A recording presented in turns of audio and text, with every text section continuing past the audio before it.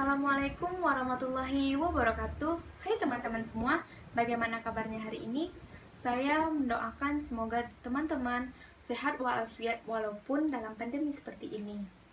Nah, sebelumnya buat teman-teman yang belum mengenal saya Nur Aisyah, semester 3 dari Fakultas Farmasi Universitas Perintis Indonesia.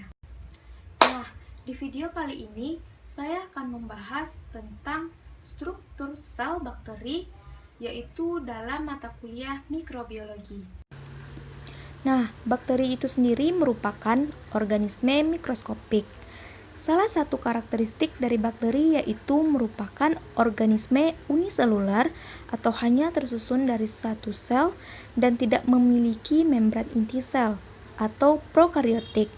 Ciri lainnya yaitu kosmopolit, artinya dapat hidup di berbagai lingkungan. Lanjut, kita masuk ke struktur sel bakteri. Nah, pada gambar ini kita dapat melihat bahwasanya di dalam bakteri tersebut terdapat kapsul, dinding sel, ribosom, mesosom, plasmid, membran sel, materi DNA, pili, nukleoid, sitoplasma, dan flagel. Struktur sel bakteri yang pertama yaitu ada dinding sel. Nah, dinding sel ini berfungsi melindungi sel dari tekanan turgor yang disebabkan tingginya konsentrasi protein dan molekul lainnya dalam tubuh sel dibandingkan dengan lingkungan di luarnya. Ada dua tipe utama bakteri berdasarkan kandungan peptidoglikan dinding selnya. Untuk dinding sel gram positif memiliki karakteristik utama yaitu tebalnya lapisan peptidoglikan pada dinding sel.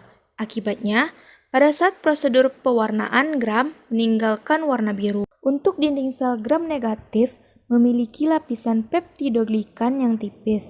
Hal ini menyebabkan lunturnya warna biru atau merah muda saat disiram etanol. Kita lanjut pada bagian internal. Yang pertama yaitu ada membran sel. Membran sel ini mengandung berbagai protein. Sitoplasma. Nah, sitoplasma ini terdiri dari 80% air, ribosom, berbagai enzim, koenzim, senyawa organik, dan senyawa anorganik. Ribosom, kita dapat melihat gambarnya di samping.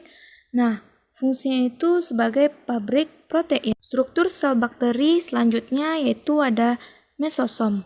Kemudian ada nukleoid yang berfungsi membawa sifat yang mengatur viabilitas bakteri. Untuk plasmid sendiri berfungsi sebagai membawa sifat-sifat tambahan ketahanan.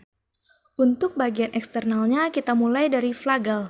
Nah, flagel ini terbagi menjadi 5 golongan. Yang pertama yaitu antrik. Antrik ini tidak memiliki flagel. Kedua ada monotrik, memiliki satu flagel di salah satu ujungnya. Kemudian ada lofotrik, memiliki sejumlah flagel di salah satu ujungnya. Kemudian ada amfitrik, memiliki satu atau lebih flagel di kedua ujungnya. Dan yang terakhir ada peritrik, memiliki flagel di seluruh permukaan tubuhnya. Selanjutnya ada pili atau fibriae. Nah, dia itu berukuran lebih kecil, lebih pendek, dan lebih banyak dibandingkan flagella. Yaitu memiliki fungsi untuk menempel pada permukaan substrat. Yang terakhir yaitu ada kapsul. Nah, kapsul ini memiliki fungsi sebagai pelindung sel dari kekeringan dan serangan mikroorganisme lain. Bakteri dapat dibagi menjadi dua kelompok berdasarkan kebutuhan oksigennya. Yang pertama yaitu anaerob. Anaerob tidak menggunakan oksigen untuk proses respirasinya, sedangkan aerob menggunakan oksigen untuk proses respirasinya. Yang terakhir ada pengelompokan bakteri berdasarkan cara memperoleh makanan. Yang pertama yaitu ada bakteri autotrof. Bakteri autotrof ini dapat menyusun zat makanan sendiri. Sedangkan bakteri heterotrof hidup dengan memperoleh makanan berupa zat organik dari lingkungan. Sekian dari saya. Thanks for watching.